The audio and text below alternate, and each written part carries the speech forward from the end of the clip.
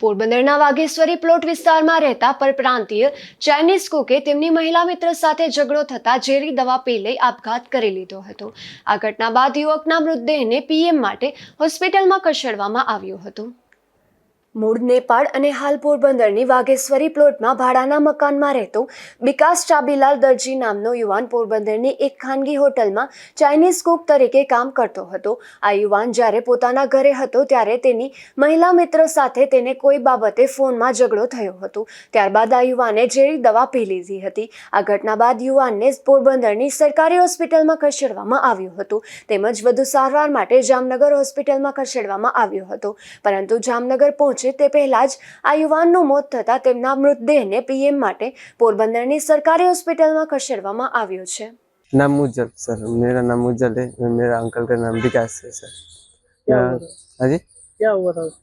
उधर सर मेरा बीवी अंकल का बीवी के साथ थोड़ा लफड़ा हो गया था।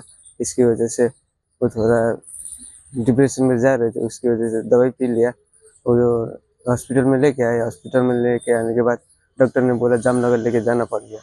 जामनगर लेके जा रहे थे, उस टाइम में डेट हो गया सर। कहाँ के हैं आप लोग? नेपाल के सर। और यहाँ पे कहाँ पे काम करते हैं? सर लोर्ड्स में। यस। આ યુવાન શહેરની એક ખ્યાતનામ હોટલમાં કુક તરીકે કામ કરતો હતો ત્યારે તેના આપઘાતને લઈને પોલીસે વધુ તપાસ હાથ ધરી છે। નિપુલ પોપટ સાથે અશોક ધાનકી, ગુજરાત ન્યૂઝ, પોરબંદર।